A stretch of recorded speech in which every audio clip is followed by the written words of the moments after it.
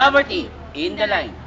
Ako po si Lawrence B. Reyes. At ako naman, si Belinda Nunez. Nandito po kami upang hihatid sa inyo ang isa sa pinakamalaking krisis na kinakaharap ng isang individual at ng ating bansa. Ang kahirapan o ang poverty. Ano nga ba ang poverty? Ano-ano ang mga dahilan kung bakit nagkakaroon ng poverty? Ano ang mga sanhi nito? Kailan pa ito nagsimula? Ano ang mga epekto nito sa bawat individual at sa ating bayan? At bilang kabataan, paano natin masusugpo ang kahirapang ito? At ngayong taon, gaano na ba kalaki ang porsyento ng kahirapan dito sa Pilipinas? At may magagawa pa ba ang ating gobyerno upang masolusyonan ito? Tara, samahan niyo kaming alamin At tuklasin ang mga sagot sa mga katanungang ito. Ano nga ba ang poverty? Ang poverty o kahirapan ay kakulangan o kakapusan ng isang individual sa mga araw-araw na pangangailangan tulad ng pagkain, tubig, bahay, at pera. Ang kahirapan ay isang pangkalatang suliranin, isang malalim na sugat sa bawat sukat ng kultura at lipunan. Kasama rito ang mga kasapi ng mamamayan na sadyang malit lamang ang kita. Gayun din, kasama dito ang mga serbisyong katulad ng edukasyon, pamilihan, pangangalaga ng kalusugan, kawalan ng kakayahang magpasya sa sarili, at kawalan ng malinis na tubig, komunikasyon, kalye, at transportasyon. Ano nga bang tunay na dahilan ng kahirapan? Bakit ito nararanasan ng maraming mamayang Pilipino dito sa ating bansa? Magandang araw, ako po si Mary Anopiasa, magbibigay sa inyo ng 3 dahilan ng kahirapan dito sa ating bansa. Una, lack of education o kawalan ng pinag-aralan. Ang bawat Pilipino na hindi nakapag-aral o walang sapat na kaalaman ang nagbubunsod sa kanila na makapag-asawa ng maaga at magkaroon ng maraming anak. At dahil dito, lumalaki at tumataas ang antas ng populasyon dito sa ating bansa. Pangalawa, no family planning o kawalan ng pagpaplano sa pagbuo ng pamilya. Nagiging sanhi ito ng kahirapan dahil sa pagkakaroon ng maraming anak.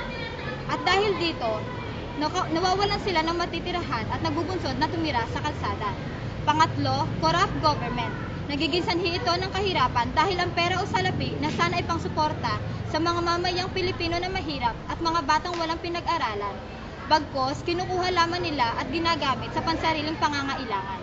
Yan lamang po at maraming salamat. Nalaman na natin ang mga sanhi ng kahirapan. Ngayon, ano naman kaya ang epekto nito? Unang-una, pagtaas ng bilang ng krimen. Dahil sa kahirapan, ang tao ay nakakaisip ng masasamang bagay, mayroon lamang maipambili ng pagkain o pagkain na maihapag sa kanilang mga pamilya. Pangalawa, prostitusyon. Ang mga tao, lalo na ng mga babae, wala rin silang naiisip na paraan kundi ibenta ang kanilang mga katawan o lamang loob. Pangatlo, malnutrition. Dahil sa kawalan ng pagkain, ang mga bata ay nagiging malnourished. Dahil dito, wala silang sapat na maibibigay para sa ating bayan.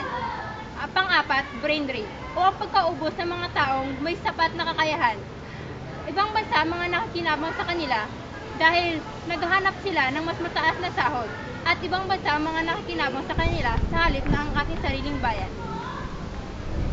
Action. Ito ang porsyento na kahirapan ngayon. Ayon sa NSO, 6 out of 10 Pilipino ay namumuhay sa kahirapan dahil sa kakulangan ng sapat na nutrisyon, pabahay, edukasyon, oportunidad na trabaho, lalong-lalo na sa provisional. Karamihan sa pamilya ngayon, mas marami bibig na pakakainin. Siya na makakulangan ng pagkain ihahanda sa hapagkainan. Yun lamang po, maraming salamat.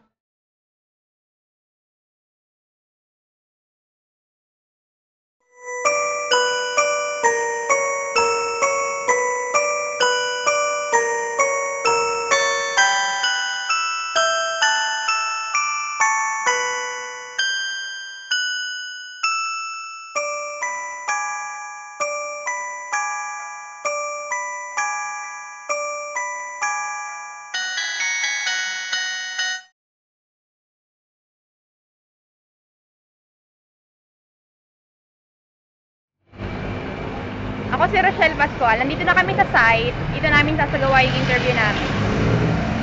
Ako si Belinda Nunez. Ako si Carmina Lauria. Magandang umaga, ako si Lichelle Malavega. At ako naman si Rose Jean Rome.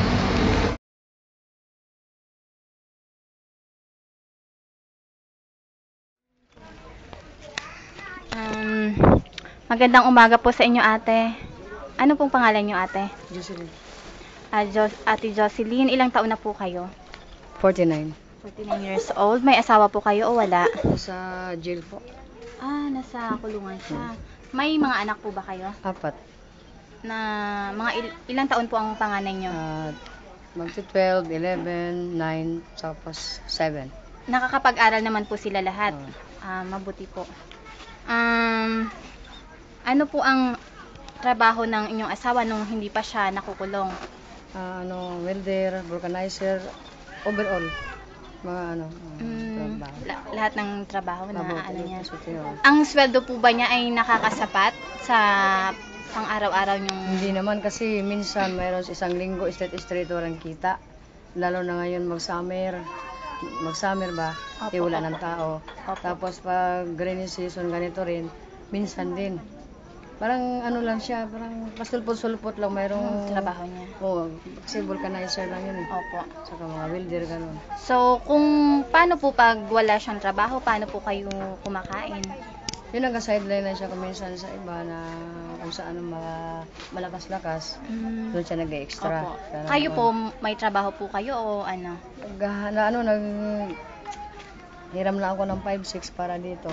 So, paano paano naman naman niyo niyo po yun nababayaran yung 5-6 na kinukuha niyo po? Halimbawa, may binta ako, minsan mayroon naka-intindi sa buhay ko dahil nasa jail yung asawa ko.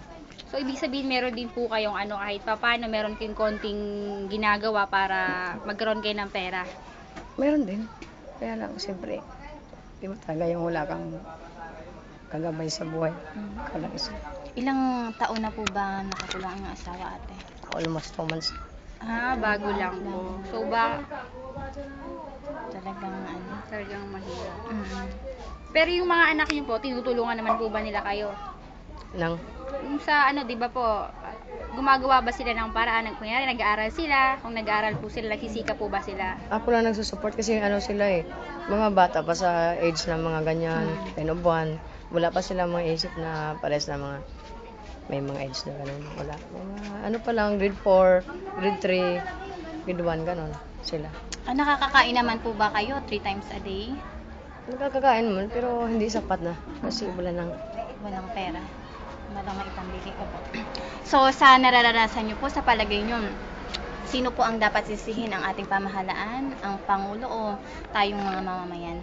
mahirap na maghusga eh. Kasi Tama po kayo sa tao lamang tayo. Siyempre, lahat ng hindi natin masasabi kasi ganun talaga. Nabibigyan din po ba kayo ng mga tulong ng government? Hindi po ba may mga project ng mga government Meron natin? din sa awa ng Panginoon, meron din kami. Opo.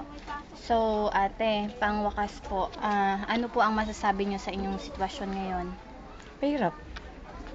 Talagang mahirap po talaga. Salamat po, ate. Thank you po.